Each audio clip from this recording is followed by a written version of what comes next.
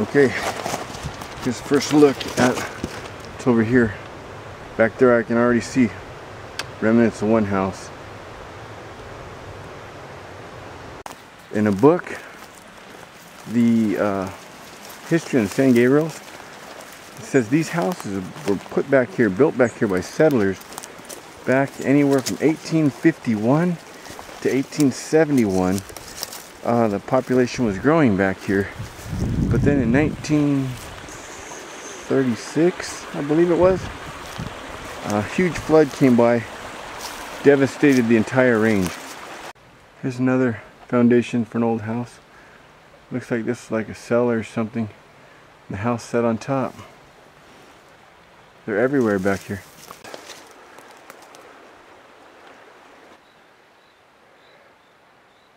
When I see these places, it totally makes me wonder about the people that lived here. Some of them had to have survived. They didn't all die in the flood. Not too many people died in that flood. Properties were destroyed. So the descendants of these people, where do they live now? Have they any knowledge that their grandparents or great-grandparents or great-great-grandparents lived back here? The only family I can think of is the Stoddard. There's still some Stoddards around, and they're well aware of it. They own a lot of the land up in Baldy. They've got trails named after them and everything else. Canyons named after them. And another one, let me think for a minute. Well, walking away, something caught my eye. Check this out. This is cool. I wish they were still here.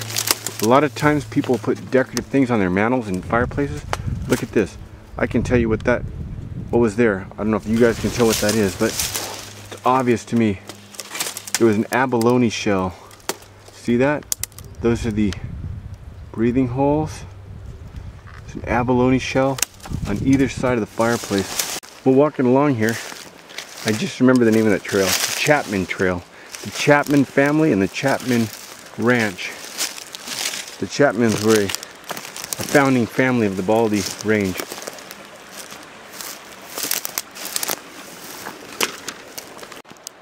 Here's a few more. This is right off the road, North Fork.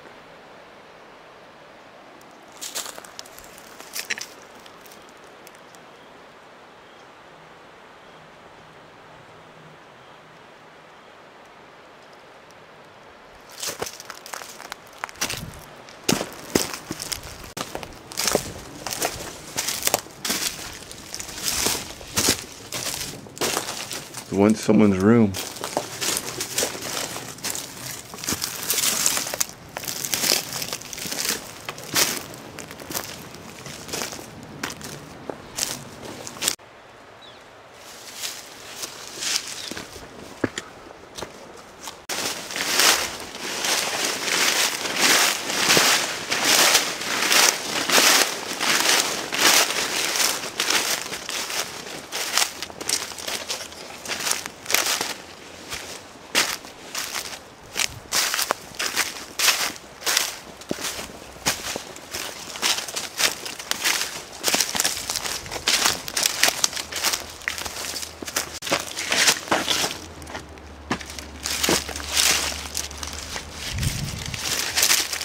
More back there too. That is an awesome tree, dude. Some kind of berries up there. I'm not sure what kind.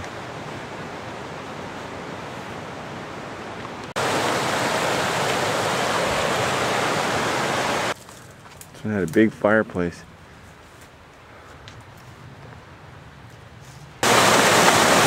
Thirsty!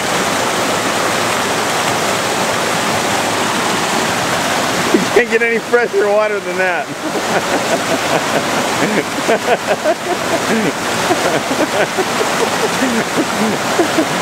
Tastes like it's straight out of a Rocky Mountain stream.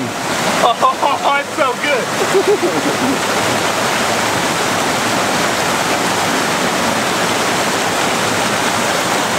What kind of filter is it?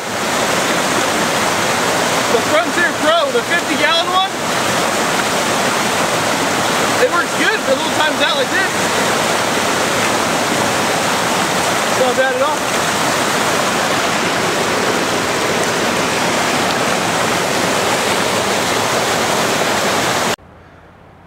That bunch of oaks over there. Looks like there's actually smoke coming from that one. This one's one of the ones that have been rebuilt, refurbished. I heard children playing there a couple days ago. There's an old foundation of one over there. These old houses are all over the place. This is the actual riverbed for the North Fork. There's a couple more foundations, one here, one back over there. Looks like there's one over here too. It's way past the 20 mark by now. Okay, this is a private road leading down to the few people that still live in here. Comes back here. There's a really cool bridge over there. This is all private property though. It's a really cool bridge back there. Across that little bridge, look at this driveway. Go up this driveway here. Look at that house. Imagine living right there. It's modern day house. He's got the telephone line, he's got the water, he's got the gas, he's got it all going.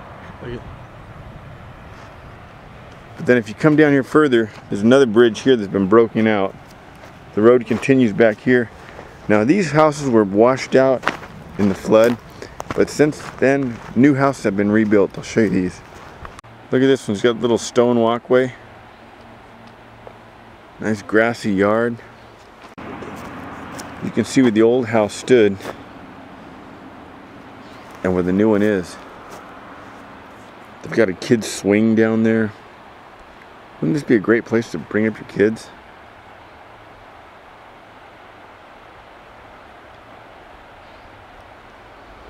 As long as you had neighbors with kids close to their age.